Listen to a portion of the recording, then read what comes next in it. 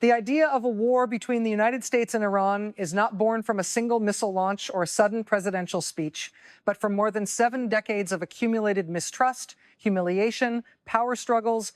ideology, and regional rivalry.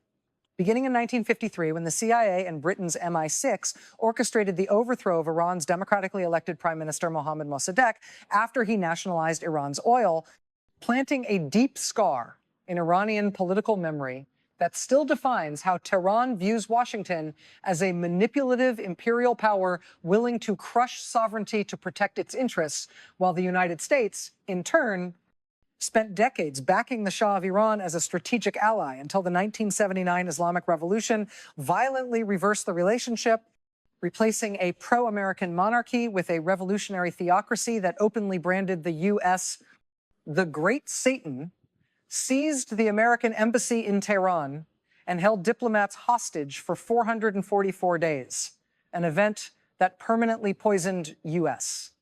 public opinion and transformed Iran from ally to enemy almost overnight. From that moment onward, every interaction between the two nations became filtered through suspicion, fear, and revenge,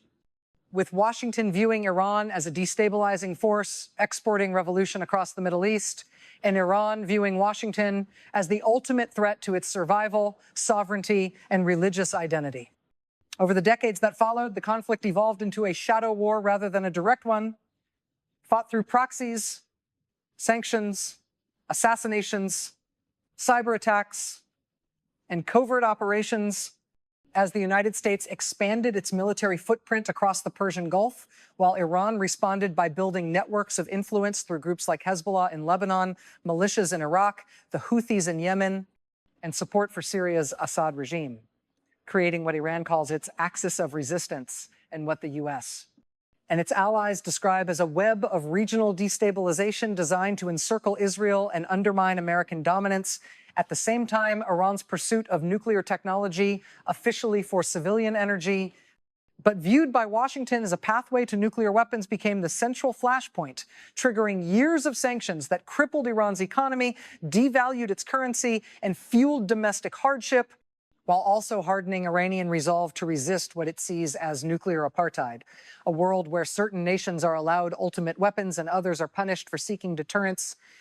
The 2015 nuclear deal briefly paused the spiral, offering sanctions relief in exchange for strict limits on Iran's nuclear program,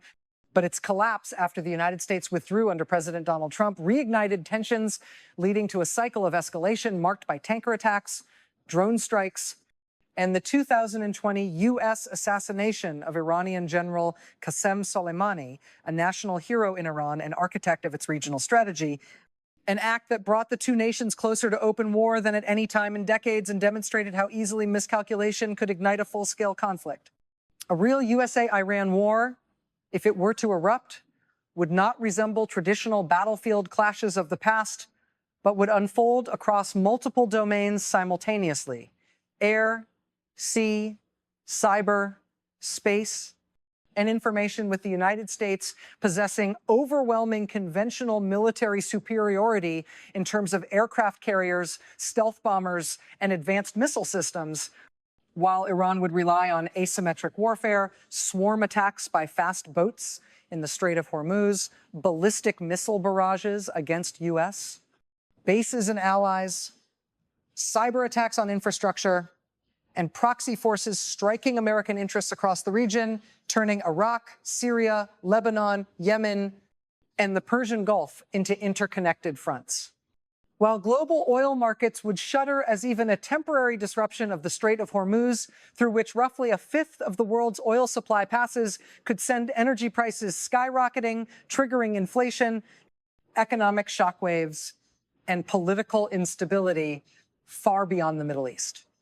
Such a war would also place Israel at the center of the storm, as Iranian-aligned forces would likely launch attacks on Israeli territory, prompting massive retaliation and potentially drawing in Lebanon and Gaza,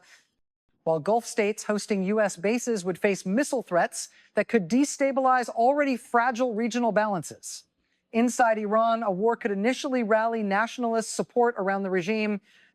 but prolonged destruction and civilian suffering might also deepen internal dissent. While in the United States, The human and financial costs of another Middle Eastern war would provoke fierce political debate in a nation already weary from decades of conflict in Iraq and Afghanistan. If the first shots of a USA-Iran war were fired, the conflict would almost certainly accelerate faster than diplomats could contain it, because both nations operate under doctrines shaped by fear of surprise, attack, and humiliation, meaning that once violence begins, restraint becomes politically dangerous, and escalation becomes the safest option in the eyes of military planners. For Washington, early objectives would likely focus on degrading Iran's air defenses, missile launch sites, command and control infrastructure, naval assets, and nuclear facilities through precision airstrikes and cyber operations designed to paralyze Tehran's ability to retaliate in conventional terms, while Iran, fully aware it cannot win a head-to-head military contest, would immediately activate its long-prepared asymmetric strategy, unleashing missile salvos against U.S. bases in Iraq, Kuwait, Qatar, Bahrain, and the United Arab Emirates, targeting energy infrastructure and desalination plants critical to Gulf economies, while proxy militias would strike American personnel with rockets and drones, forcing the United States to fight not on a single front, but across a fragmented regional battlefield where attribution becomes murky and retaliation risks widening the war further. At sea, the Persian Gulf would become one of the most dangerous maritime zones on Earth, as Iran would attempt to disrupt shipping through mines, anti-ship missiles, drone boats, and swarm tactics against U.S. and allied vessels, not necessarily to permanently close the Strait of Hormuz, but to create enough uncertainty to spike insurance costs and oil prices, demonstrating that even a weaker power can impose global economic pain, while the U.S. Navy would respond with overwhelming force to secure sea lanes, raising the risk of miscalculations that could sink civilian vessels and inflame international outrage. Beyond physical combat, cyberspace would emerge as a silent battlefield, with Iranian hackers targeting American financial systems, power grids, and communication networks, while U.S. cyber commands would attempt to disrupt Iranian military networks, nuclear systems, and domestic surveillance infrastructure, blurring the line between military and civilian targets and introducing chaos into everyday life far from the front lines.